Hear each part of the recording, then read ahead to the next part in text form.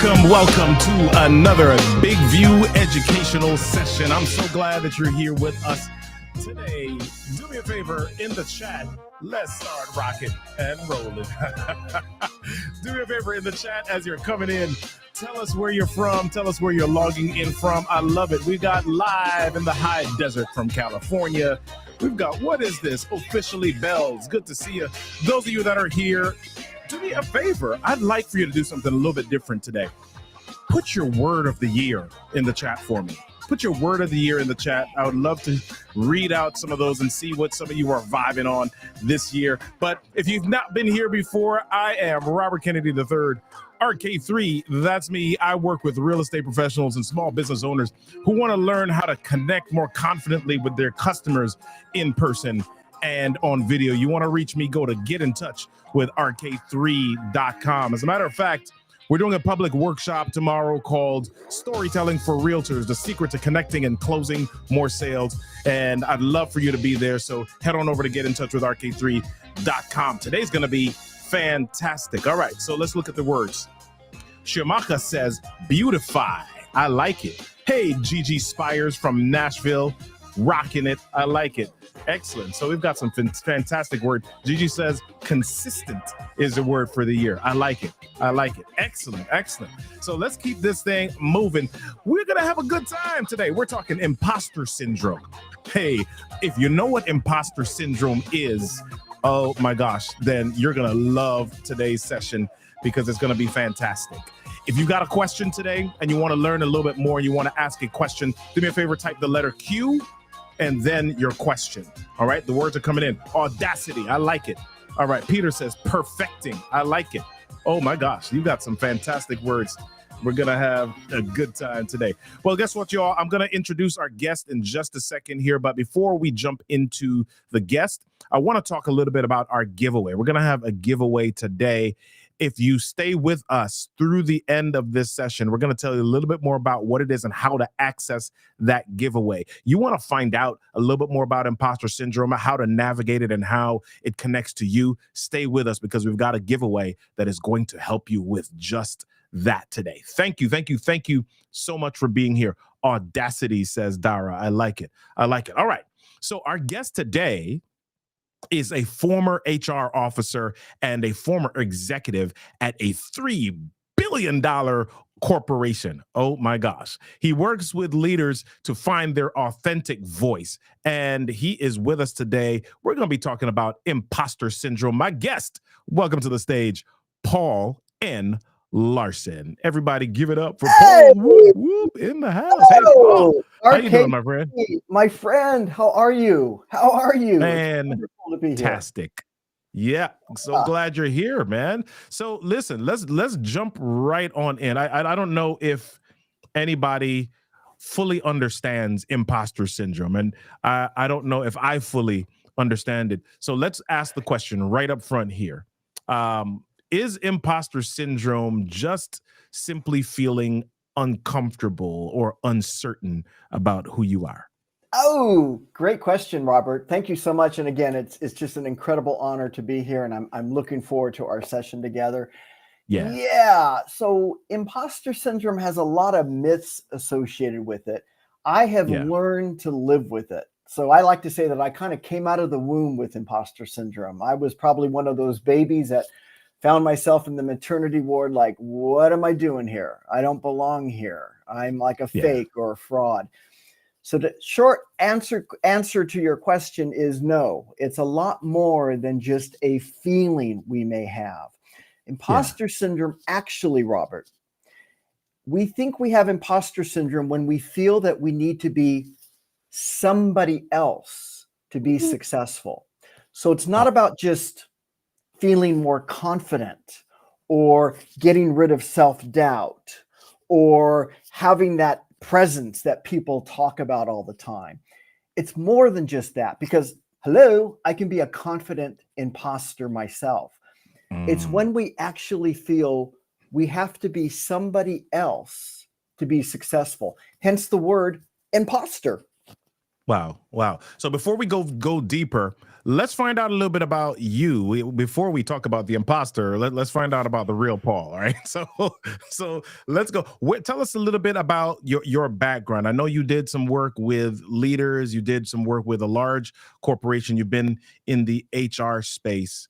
What is it about that work that moved you to the place where you talk about imposter syndrome? Tell us a little bit about your background. Yeah, thank you, Robert. It's the pain of all of that. It's the pain of myself, of being in situations where I didn't feel like I didn't feel like I belonged. It's the pain of feeling like I wasn't good enough. It's the pain of feeling like a fake or a fraud in all of those situations. So I guess one could say I had some career successes like a lot of folks. I got promoted. I also had some career setbacks. So like everybody else, I have that lifeline that makes us who we are. But it was sort of that pain of that constant sort of that friction that I had within here that said, Paul, you're not good enough. No matter Wow. what you get, no matter what job title, no matter how much money you make, no matter how successful you may be, no matter what you're able to do in life, you really don't belong here. There are people doing this better than you. There are people that are that are faking it. You're actually faking it. So it was through that I finally just woke up one day, Robert, and I woke up in a church when my father had passed away, and he had lived an incredible life. And listening to people talk about what a wonderful man he was in his life, and he was, I sat there and I thought, what is my legacy? What are they? I made it about me. Hello, what are they going to say about me? And it was in that moment in 2009 that I said, I've got to go out and try something. I've got to go out and do something else. I've got to break out of this shell that I had created for myself that kept me comfortable or kept me warm, but kept me in a fake mode. I've got to break out of that to see what I could do in the world.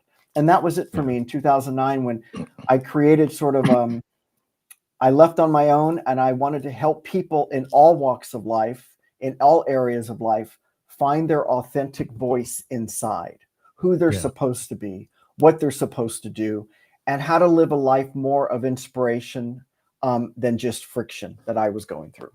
Wow. So let's break that down even further, Paul, because what happens is that we're told, we hear the word authenticity. You got to live an authentic life. But the truth is that we are in different spaces, in different settings, in different environments. And sometimes we got to code switch, right? So if I'm code switching or if I'm operating in a certain way in order to be more effective in a specific environment, how does that relate to imposter syndrome or being, air quotes, somebody else? Tell me a little bit more about that. Robert, I am the king of code switching because I was in human resources. Human resources, that's what human resources does, is they code switch a lot, right?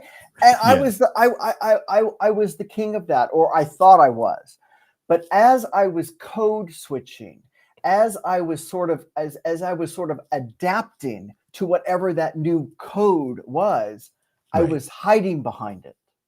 So I wasn't bringing my authentic, and I know authentic can be an overused term, so I apologize for that. But whether it be authentic, my true self, my genuine self, I was hiding behind all of these different facades that I was putting out there in the world, whether it be at the company, whether it be even with my friends, whether it be even in relationships. And I didn't realize it until somebody actually brought it to my attention in 2004, which I know doesn't sound like that long time ago now, but it's like 20 years ago, right? 2 And decades. How about that? Hello, 2 decades ago. And somebody said to me, they literally looked at me, Robert, and this was a kind of a mentor, kind of a guide for me. And Laura said to me, she says, Paul, do you feel like a fake? Do you feel like a fraud? Oh, and that question about who asked those questions? Like, I'd never been asked that. And as soon as she said it, I was like, I just shook my head like one of those dongle dolls or whatever those dolls are that go in the back of the car like that. And I just went like this. And she says, "Oh," she goes, "you have imposter syndrome." Like, oh, you have a cold. Oh, you've got a bow tie on. Like it was nothing. Right. And for me, it was everything. And I just couldn't believe, like, whoa, what you say, what? Like, what was that? And that was the start of my path back in 2004, when I was still kind of codifying these different situations that we're in. But then I realized, wait a minute, before I go and I hide behind all of these different Pauls or all of these different codes, I need to realize what I'm dealing with here and what this imposter syndrome really is. I love it. I love it. Hey, everybody, we're hanging out with Paul and Larsen. We're talking about imposter syndrome, and we want you to hang out until the end. We've got a fantastic giveaway that we're going to be sharing with you. So hang out with us, engage with us, interact with us, because this is for you. If you want to ask a question, make sure that you type the letter Q and then your question so that we can separate your question from the rest of the comments more easily. Let's look at a couple of the comments that are here. So John Reneski says, Gordon McKenzie's book, Orbiting the Giant Hairball, addresses this phenomenon. That is phenomenal. I love it. John, thank you for that Orbiting the Giant Hairball with Gordon's work at Hallmark Cards. Brilliant. Just a brilliant book. And it's a laugh out loud book as well. Yep. Excellent. Excellent. S. Ashford. OMG. I am so very happy I clicked on this video. I so needed this. Yeah, I think a lot of us do. All right. Samson Expat, what's up? How you doing? Good to see you. So glad that you're here. And Elizabeth Aguilo says, I love HR. So you got an HR fan hanging out in the comments with us today. I love it. I love it. I love it. So, Paul, you and I, as we were preparing for this episode, one of the things that you wrote that I looked at was you were talking about how feeling like an imposter can be a good thing. Huh? Yeah. How on earth is that a good thing? So okay. So thank you for that, Robert. So in today's world, we are bombarded with things to overcome. We are bombarded with we must do this, we must do that. You have to overcome something. In fact, when you look at imposter syndrome or you look at the SEO for it, it's going to be, how do I overcome imposter syndrome? How do I get rid of it? Blah, blah, blah. Okay. I try to be as simple as I can. I try to take an easy road. That sounds so fatiguing to me, right? Yeah. So when I found out about imposter syndrome and I did the research on it, that it was an actual thing. It's not a quote unquote real syndrome. It's actually more of what they call in the medical world a phenomena, but it's gotten the word syndrome attached to it since it was categorized in the late 70s. But I looked at it, Robert, and I realized that 70 to 80 to upwards of 90% of successful, keyword, successful people in the world, in all walks of life, parents, students, professionals, just the average person like me, they've all admitted to feeling like an imposter either at one time or more in their life. That's up to 90% of successful. And I sat there and I said, wait a minute. This is good company. This isn't a performance improvement person that we dealt with in HR, which I used to be as well back in one of my careers. These aren't people that are failing at something, although we might be feeling like we are. These are people that are successful. So I sat there and I thought, wait a minute, I'm gonna spin this a little bit. When I have one of those imposter thoughts that probably come from one of my imposter voices in my head, and we can call them our gremlins or imposter or saboteurs or whatever we might want to call, that's a good thing. Hold on. Let's pivot this. Let's finesse this to say it means something. And what does it mean, Paul? It means you're doing something different. You're doing something new. You're doing something, you're stretching yourself. You're getting out of that fixed mindset and you're attempting to be or nesting or living in the growth mindset. So for me, it took on what I would consider a very, positive sort of vibe to say, yeah, this is incredible. So when I work with people that have imposter syndrome, which still includes me, by the way, yeah, when we have those thoughts, own it, acknowledge it, make it aware, and say, hold on, wait a minute. I'm going to make this a good thing. I'm going to say, yeah, wait, no, this is exactly a good thing. And that's exactly what I mean when I say it means you're doing something different. It means you're stretching yourself. It means you're in a situation or environment that might be uncomfortable. It might feel very awkward, but it's a good, positive thing. yeah. That's so good. That's so good. I think as we listen to this, I love that you brought up different people who have experiences. I was doing some reading some years ago, and it came up that Michael Jackson and Barbara Streisand were people that struggled with imposter syndrome and stage fright and some of these things that we look at people and we say, oh my gosh, they're celebrities, they're superstars. They look like they feel so at home or so comfortable in their space. They own it. My gosh, they've been doing it for such a long time. How could they feel anything less than at home in that space? And it turns out that, my gosh, they struggle with feeling like, oh my gosh, I'm going to be found out.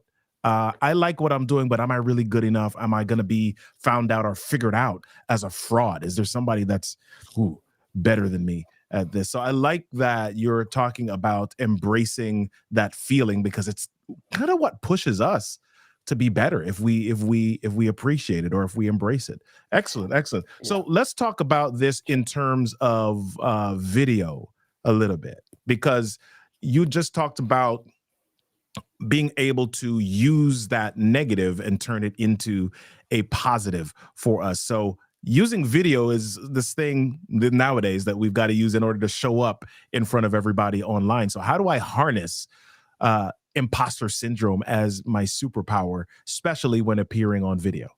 Yeah, so beautiful. What does video do for us? When we're on video, it can take away a lot of those layers. We can be Yeah. incredibly real on video. Again, a choice. We can be incredibly vulnerable on video. Again, a choice. And so when I'm on video, whether it be something like this or whether I do videos for my clients or do videos for my social media feed, man, I don't worry about anymore, everything having to be pristine or everything having to be, the T's crossed and the I's dotted. I will own it. I will just talk about it. Some of the videos that I've gotten that have gotten that enrollment, that engagement, that traction of when I'm sitting there and talking about imposter syndrome or how I feel like a fake after all these years of talking about it, of coaching it, of working with people. I still have points where it's like, I feel like it. So last year, I became a coach at the Wharton School, the Wharton Business School for their second year MBA students. And we all went on video to do kind of an introduction of who we are.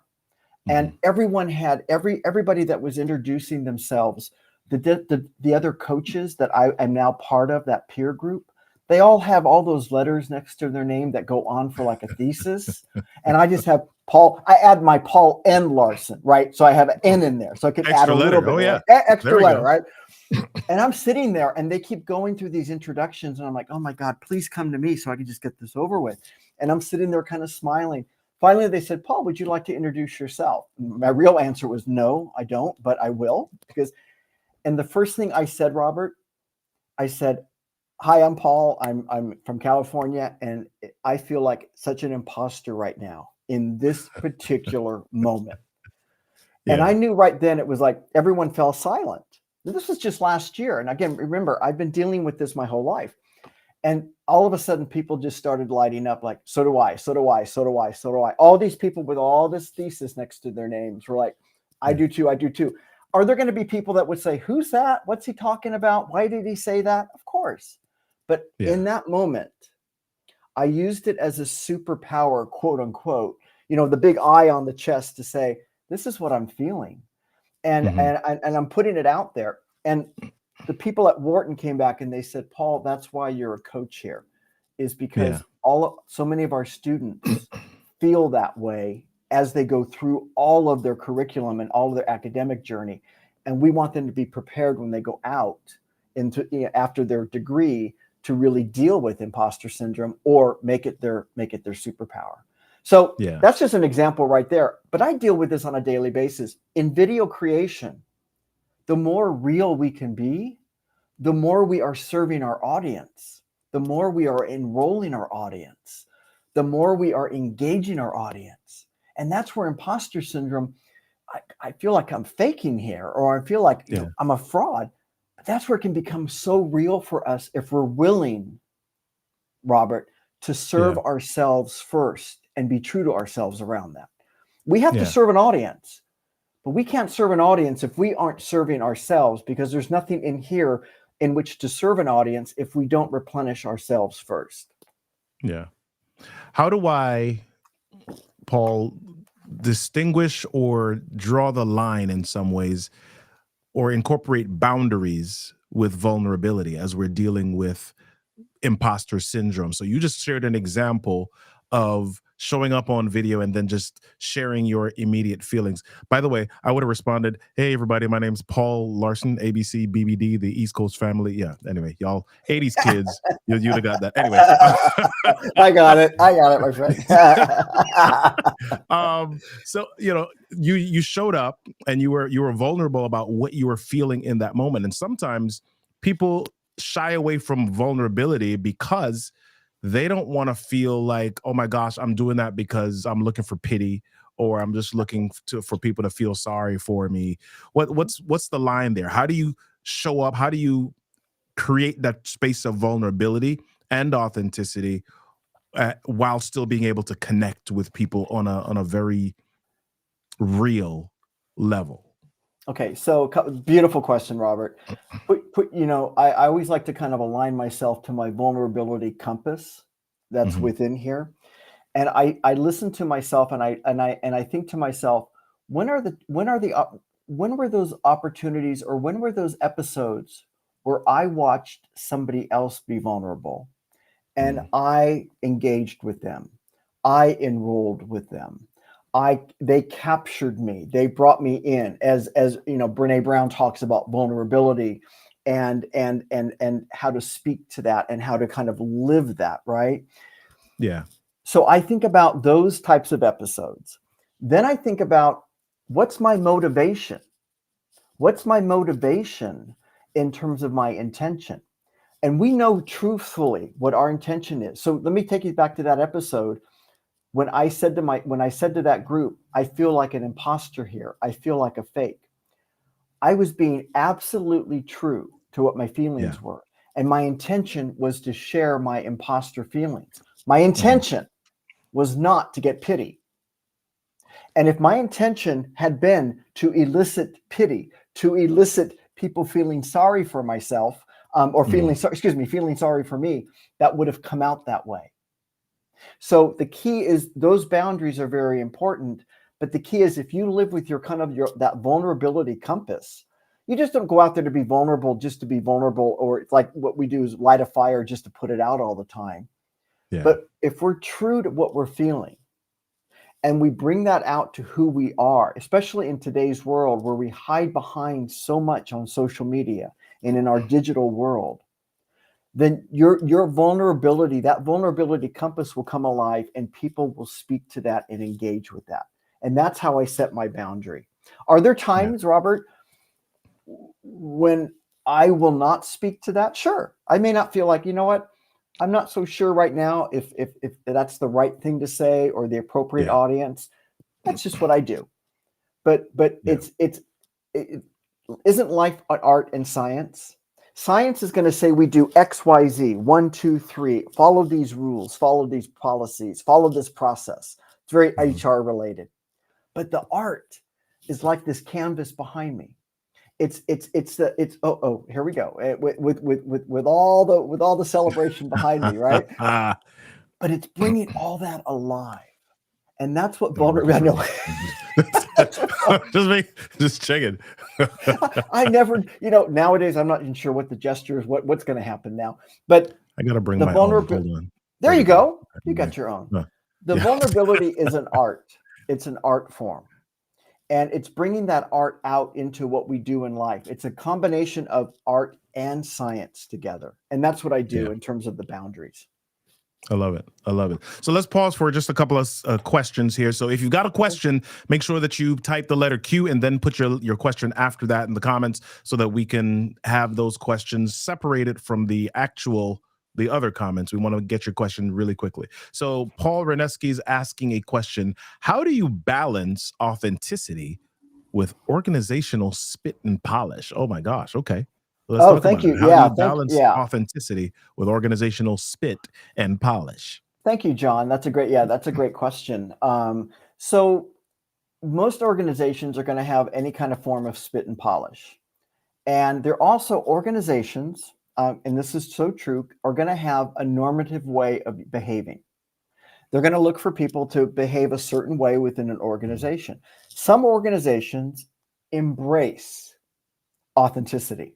They embrace the vulnerability. Some organizations, the culture, especially the spit and polish culture, is going to be, no, we don't show that. We don't show emotion, or we aren't going to show some of that vulnerability. We don't want you to show, more of your emotions around certain things. So the key there is, what is going to be your framework? What is going to be your patience? What is going to be your tolerance in which you can go in and show that as a leader or as a team member and still feel like you belong there? Because here's what happens to me. The more I started to show a little bit of my vulnerability, and believe me, it wasn't like all out there, but the more I started to show it, the more I started to have friction with where I was working, with the cultures I was coming in contact with. Now, that doesn't mean I throw all that away. I still have to eat. I still have to, pay my bills. So I still have to work. But it does tell me, do I want to continue in a spit and polish type of culture, or how much longer do I want to continue in this? And do I want to kind of push a little bit here, quote unquote, those boundaries that you talked about, Robert, to see how much this culture might be able to embrace a little of that vulnerability? Because I see this all the time in the organizations I work in now with clients in a coaching domain. They are one person here, but in the organization they're a completely different person, and so they're not even bringing their true self into that organization.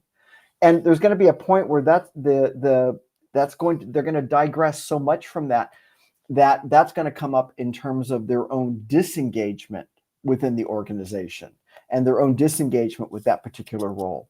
So what John is asking is, how do you balance it? It is exactly that. It's balancing that authenticity, that vulnerability, with integrating it with who you are.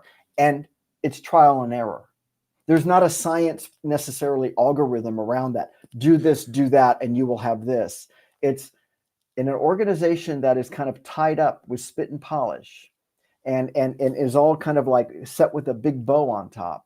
You're going to have to try different things to see how much of that you can kind of mold and potentially even change, small sustainable step by small sustainable step. Yeah. So one of the things that I thought was really neat when we started this was when you talked about, I believe her name was Laura, and Laura asking you, do you feel like a fraud, or do you feel like a fake? And it was pretty cool that she was able to recognize that in you or in your actions. Now, what if you're in an organization, and let's speak about this from a hierarchical perspective. So you're in an organization, you've got a leader who you recognize some symptoms or behavior of imposter syndrome in. How do you, as a employee or somebody who reports up, how do you address their imposter syndrome or what you're assuming to be a imposter syndrome with them. Yeah. So wow, talk about pushing vulnerability, right? Yeah. So yeah. if you're absolutely right. So that has so much is dependent there on the art of that relationship between that team member and the manager, because that's what you're diagramming there is the manager's got imposter syndrome and the team members kind of recognizing it. So what I have done in the past, and this has worked a good percentage of the time, but again, it may not work the entire time, because when Laura asked me that question, I was ready to answer, heck yes, right? I feel like a fake or fraud, because I was coachable in that moment. It all depends on what we call the coachability of that individual. So in your example, Robert, that manager who's feeling like a fake or fraud, more than likely, especially if they're in a culture like John described, which is spit and polish, they've hidden this. They're the burden of fake and fraud is here, but they're hiding that. And maybe a team member notices that. But even if a team member says, gosh, Paul, do you sometimes ever feel like a fake? And they're not accusing Paul of feeling like a fake. They're bringing it into the kind of that me and us, do you ever feel like a fake? Because sometimes I do.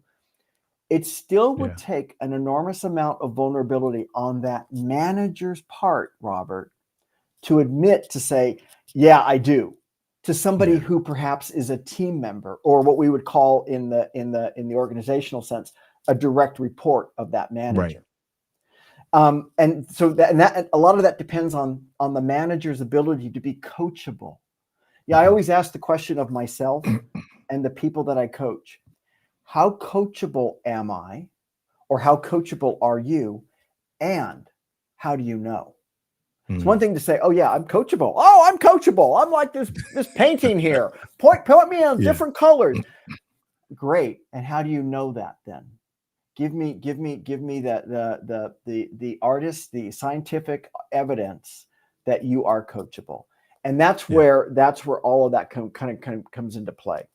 Because sometimes people hide their imposter syndrome so much, Robert. Organizations spend thousands, if not millions of dollars a year on those big engagement surveys. Hello, I kept a lot of people employed with all these huge engagement surveys we did, but they don't necessarily measure anything around imposter syndrome. They measure, how well is your manager doing? How do you feel like you're recognized? All good stuff. But they're not asking questions about, do you feel like a fake? Do you feel like a fraud? Do you feel like you're not good enough? And imposter syndrome is one of the key causes of disengagement in an organization. It's why people leave an organization, because they feel they hit a plateau and they don't want to go any higher. Wow. So I love where we are. And I also want to make sure that we get application. I think we've addressed some of the high level,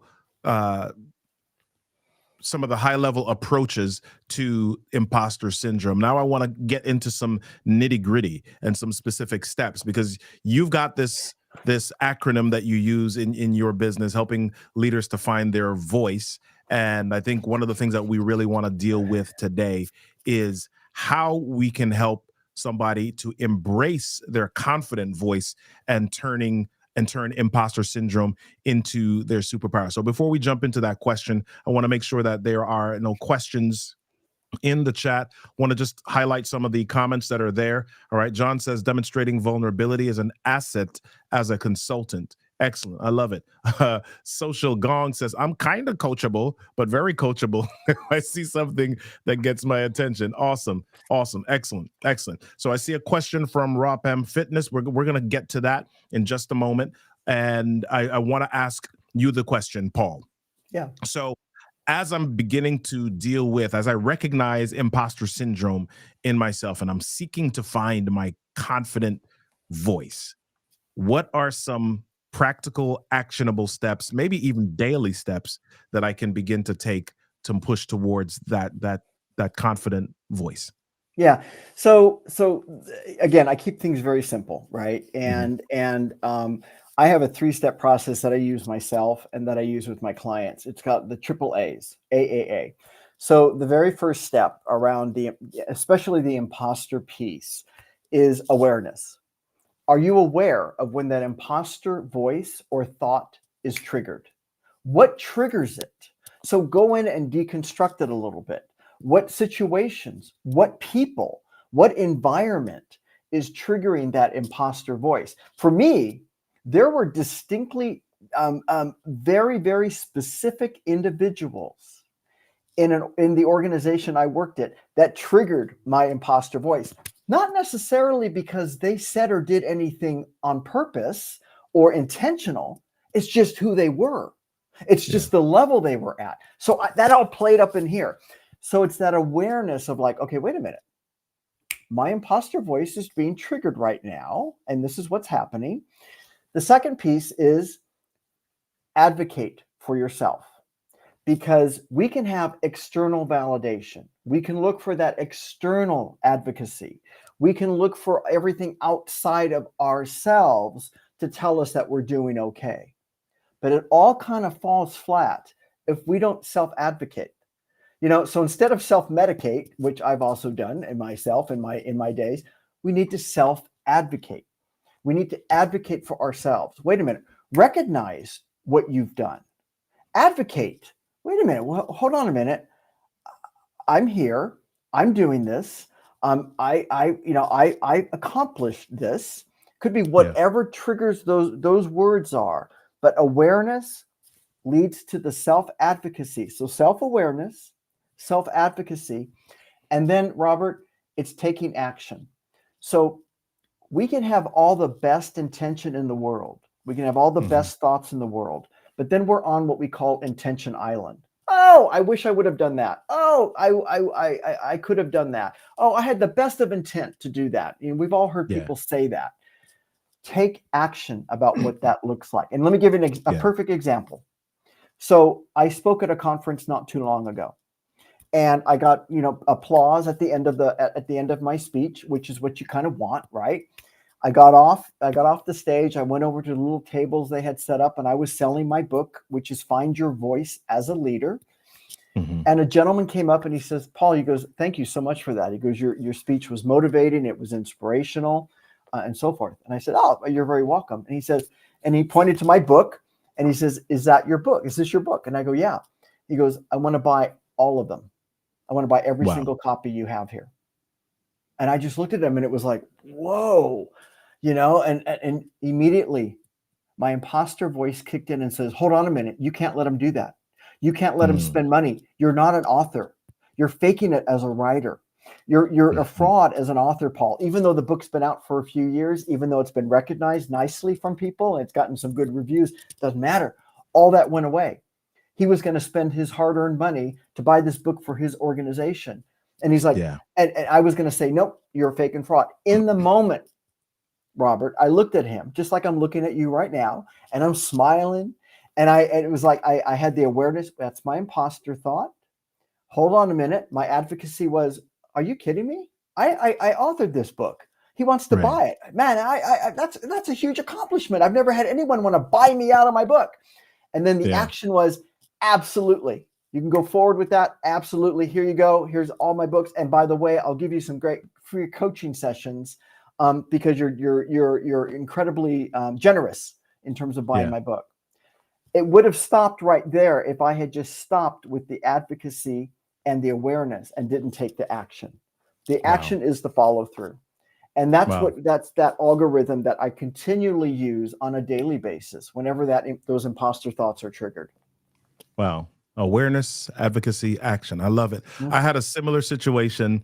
So behind me, there's this book. If you see it, it's 28 Days to a New Me. And I wrote that book as a part of a personal growth sequence that I was going through or that I was leading. And this is about 2013. Several years later, someone came to me and they said, oh my gosh, I read the book and it was great. And I said, I kind of was generous and nodded my head and said, yes, thank you. And I smiled just like you did. But in my mind, I was like, yeah, that's, it wasn't my best work. It was just something that I was kind of a throwaway. And they said to me, hey, I work at a university and I'd love to use this book as one of the textbooks with our doctoral cohort. So bing, bing, bing, bing, doctoral. These people are scholars. They're going to be reading through the grammar and everything with a fine-tooth comb, and they're going to criticize me. And here's what she said next. She's not only does she say, I want to use it with these doctoral scholars, I want to put it into this university distribution channel. So this distributor calls and asks for all of the information, ISBN, blah, blah, blah, blah, blah, so that they can get this book into which means that any university that uses that distributor has access to this book, and immediately all of the bells, all of the ding dongs and spidey senses, like danger, danger, like went off in my brain, like, no, don't do this. Right? And all of this was happening in my head because I felt small. I didn't feel like it was good enough. I didn't feel like it was ready for prime time. Right. But like you said, there was an awareness that that was not the truth, because if it was the truth, this lady who had her own doctorate would not have approached me. There was something about it that caused her it resonated in some way with her. So then the advocacy went into play, and then my action was like, okay, yep, there are a couple of things that I want to adjust with it. So I edited a couple of things and produced a second edition and allowed them to use it. Yeah. Right? Beautiful. But if I had said no, or if I had allowed the imposter to win at that moment, I wouldn't have even been able to take action on that opportunity at that Robert, time. and you just said something that is so key, is letting the imposter win. In today's world, people let their imposter win a lot of the time because it becomes what we call an unattended imposter, meaning the imposter shows up and we're not even aware of it. So we don't attend to it. We don't call it out. We don't acknowledge it. We don't make it aware. And then we shrink based on that. And the imposter wins. But we don't necessarily know that because we're just going about our business. So we don't raise our hand in that meeting. We don't go for that promotion. We don't go for that new relationship. We don't go for that new degree program because we're afraid of changing that algorithm that is keeping us comfortable, but yet feeling that we're less than. And that's what you just said was not letting that imposter win is so key. I love it. I love it. Hey, everybody, we're talking to Paul and Larsen, talking about imposter syndrome and finding your voice today, making sure that you access the ability to be a superhero, access your superpower using imposter syndrome. So let's jump and grab a couple of questions here. We're coming up on time soon where we're going to talk about the giveaway. So make sure that you are with us, that you hang out with us so that you can get access to the giveaway that Paul has in just a little bit. So let's jump into this question. Robham Fitness is saying the great Les Brown gave speeches on success and being a success. The time that he was broke and living in his office, or okay. So how can you do that and feel like imposter? So I'm guessing that is asking, my goodness, how is it possible that somebody can be a success and still feel like an imposter? Let me know if you're interpreting that question the same way that I am. Yeah, I believe so. And it goes back to the actual categorization, definition, if you will, of imposter syndrome or the imposter phenomena is that it is an attribute. It is categorized. It is apparent in successful professionals. We see it all the time with occupations that we might hold out as being very successful. Scientists, physicians, people that in all walks of life, but yet have certain roles where they might be deemed successful. You mentioned people in the public domain, right? Right. So the late Maya Angelou, the artist, the author, she was the sandwich board of imposter syndrome. She talked about it all the time. She was beautiful around it. She said, one of her famous quotes was, "I've written 11 books, and this is going to be my 12th book, and I still feel like I'm pulling it over on people." that people are going to find out that I'm truly not what I say I am, which is an incredible author, an author from the heart. So it is something that successful people have. Now, the way I deal with that, whether, and I certainly don't put myself out there as a Les Brown or anyone else. It's just little old me in my little, in my office. When that happens, it's like, I'm in great company. I'm in great company with a Maya Angelou or a Les Brown, or a Michelle Obama, or people that have admitted imposter syndrome on an ongoing basis all the time. Yeah. It's when we don't admit it. Yeah. It's when we don't admit it that it wins, that it becomes our avatar, that we hide behind it. And then we climb up more on that ego chart, and we don't want to hear anything else going on around us. And we start pointing fingers at everything, and we let the ego win, which is when the imposter wins. Yeah. Yeah. I admitted something on a webinar the other day, and I wasn't sure if I should have admitted it at first, but when I did, it was like salvation for somebody. Several people reached out to me behind the scenes and said, "Oh my gosh, I'm so glad you shared that." And here's what I shared. I said, I'm 50 years old, and I still wake up every morning and I've got to navigate through some stuff. And one of the things that I navigate through is I'm at this age and I haven't made the impact that I want to make in the world yet. And Martin Luther King Jr. doggone changed the world at 36 years old. And what have I done? Is it too late? And I said, I navigate through that nearly every day. I walk through that because you wake up and you think about what you have to do and what your life's going to be like and how much time you have left as you think about mortality and the future. And I walk through that, and I have to repeat to myself, yeah, no, that's not true. Because as many examples as you have of people who changed the world at an early age, you have examples of people, Grandma Moses that didn't start painting until 85. You got, Colonel Sanders that didn't get his recipe accepted until the age of 69. And you have so many examples. So you can either believe the lies, or you can turn the truth that is there into a lie, or you could embrace the totality of the truth, which is that there's another side to success as well. Oh, Robert, you jumped up, man. Go ahead. Yeah, Robert, you're just incredible. I'm 62, and I share the same kind of morning routine. I get up and say, how am I going to inspire? Am I doing enough? Am I even do I give this up? Then I think about like a Louise Hay, who started Hay Publishing at 60. Right? Who incredibly turned the whole publishing world around in terms of what the authors that she brought to fruition and so forth. Yeah. But here's one thing I've learned. It starts with ourselves and the fine tuning we need to do within. And then I write for one person. I speak for one person. I coach for one person. I might be talking to more than that, like we are in this incredible event today. But I'm doing it for one person. And the first person is it starts with me, and then I reach out to inspire another. I don't worry about all the social media snaps, reposts, likes, and all the things that, of course, we can get engaged with, but really don't have an incredible amount of meaning. Right. I just think about, how am I changing one person today?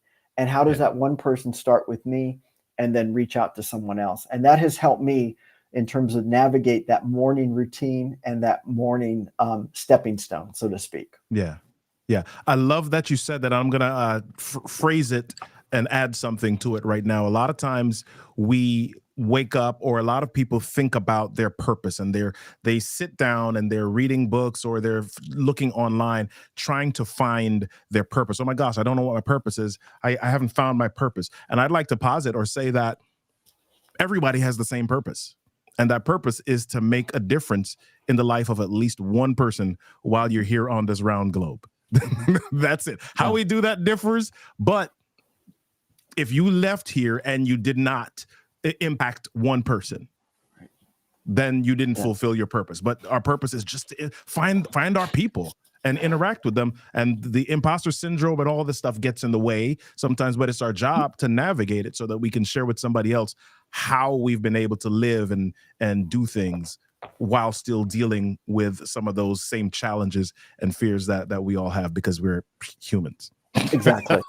And Robert, to that point, it's like imposter syndrome can be the greatest gift, because just by helping to navigate it, you're helping other people as well, whatever that may be, right? So that's for me, that's how it works for me. I just look at myself as a work in progress all the time.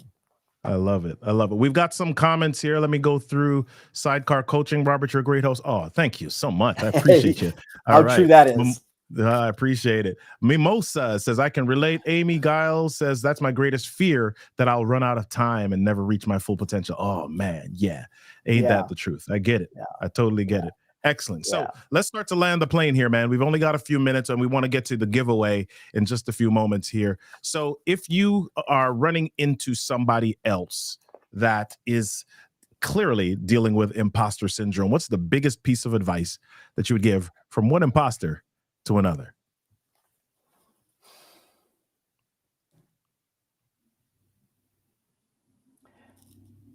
Acknowledge the gift that you have. Just acknowledge who you are. Acknowledge that you yourself are distinctly different. And the imposter, Robert, is not separate from you, even though that's what we talked about. It's who we are. So I give my full self to whoever that is. And that's the gift I give to everybody. I recognize that I'm not going to be everyone's cup of tea or cup of coffee, but yet the people, the vibe that I give will create the tribe that I can teach, the people that I can give the gift to. So it really is it's just being true to yourself and acknowledging who you are first and foremost, which is silencing the white noise out there and bringing that home to yourself. Fantastic. Fantastic. I love it. I love it. So before we jump to the giveaway, a couple more comments here. John says, I plan on living past 100, so I got time. I love it. Thanks, John. We appreciate you all being here. So let's talk about this giveaway. You've been sharing with us this fantastic information on imposter syndrome, how to deal with it, and how to embrace the gift that is imposter syndrome. Talk to us about the giveaway, the special gift that you've got for everybody who's here. Yeah, so one of the first things I do with myself and with the people that I work with is I've created an imposter assessment. So it's an 18 question assessment of, am I an imposter? Now, sometimes what we might be able to do, Robert, is answer that even before we give it away.